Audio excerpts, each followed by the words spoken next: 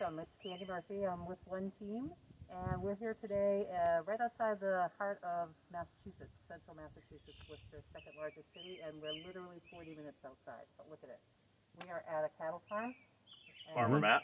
This is Farmer Matt, and you guys have been here for about 10 years, right? Yeah, I hung up my suit and tie about 10 years ago and decided that I wanted to get into farming, and this is just about my 10th year. 10 years ago when I started farming, I really had an idea or a dream that I wanted to raise beef locally. I mean, I love being outside and I love the outdoors, but I wanted to bring a local product to the local consumers, and it's so important, especially with the COVID crisis that we've just gone through, and realizing that we need food security here in Massachusetts and more locally regionalized food systems.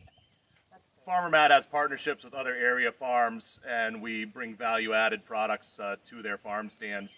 For example, we have Honeybee Orchards that does fruits and produce, and we bring our beef and... Which is great. Which is great because that's going to be the next stop on our culinary journey today. We procured our meat today from Farmer Matt, which is going to be part of our dinner later on, and I want to thank you so much for taking the time to do this. No, you're very welcome. This is great. Enjoy.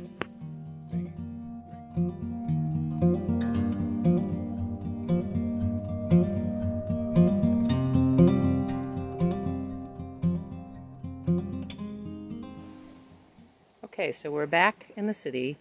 This is our little urban oasis here in the city. Just hard to imagine that this is in part of the city, just like the farm that we're at that only took us 40 minutes to get to.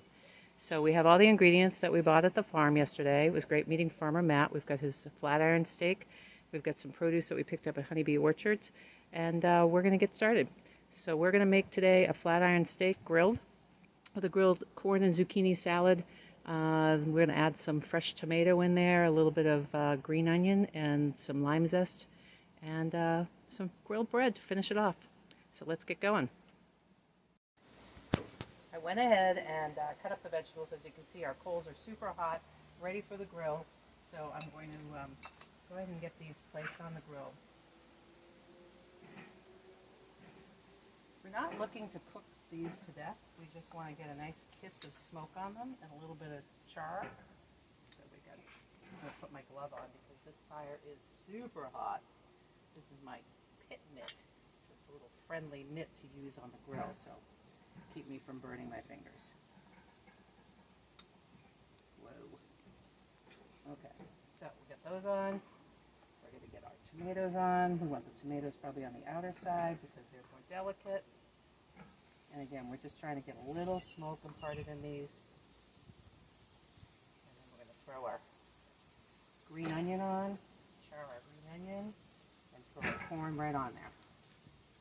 So we're going to let those work. And when they're done, we're going to pull them off and chop them up and start our salad. So our veggies are all grilled. As you can see, they have a little bit of color to them, but they're not overly grilled. We're going to chop those up in a little bit, but first what we're going to do is we're going to work on this steak.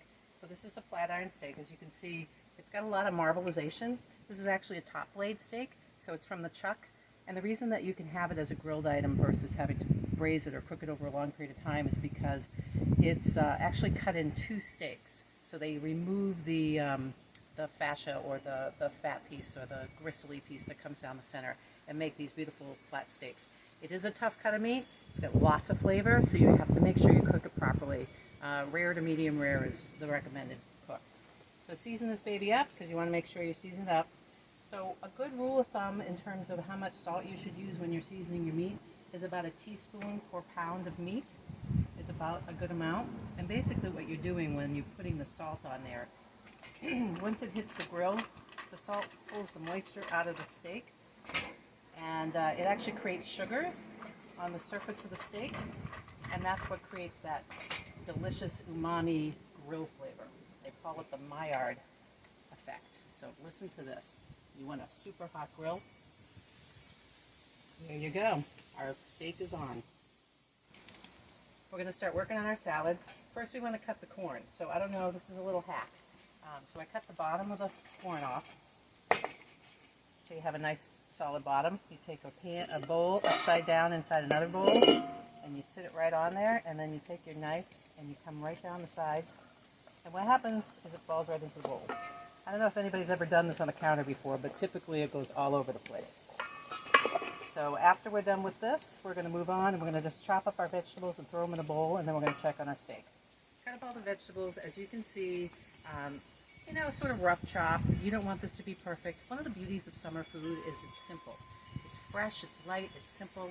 It shouldn't be fancy. It shouldn't be overdone. So what we're going to do with this now is we're going to take some of this lovely basil over here.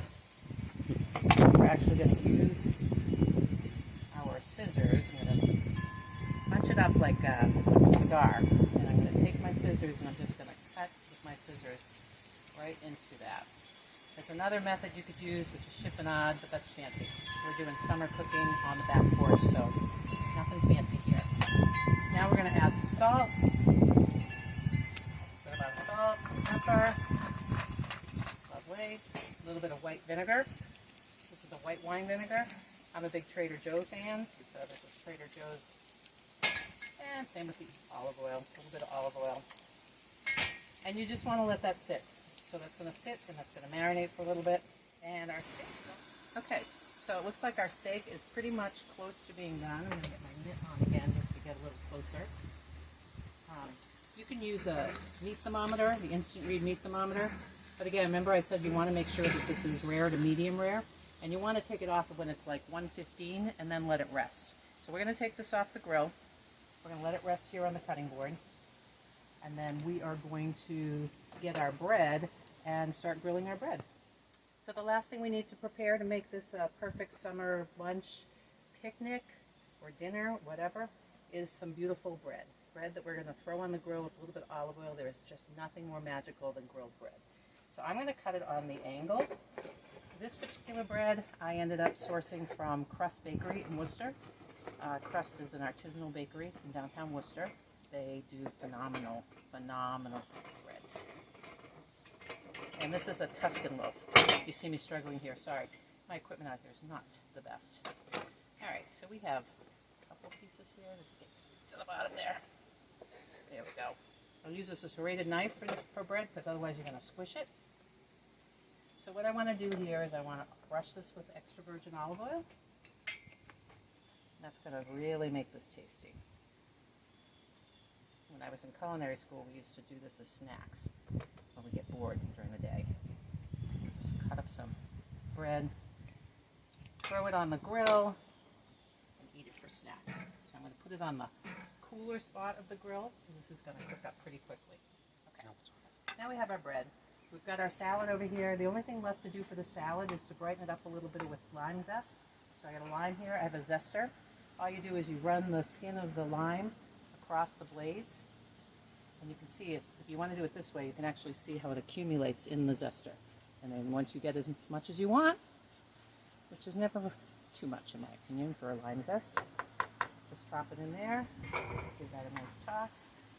It just brightens it up, gives it a nice pop. So we're going to go ahead and spoon up some of this beautiful corn and zucchini salad on there. And move that out of the way. Next, we need to cut into the steak. So it's properly rested. It should be rare to medium rare. And you want to slice it against the grain. And you want to slice it fairly thin slices. Maybe at an angle as well. You want to angle it. So we're going to shingle it. Oh, look at that. That's beautiful. Look at how perfect that's cooked.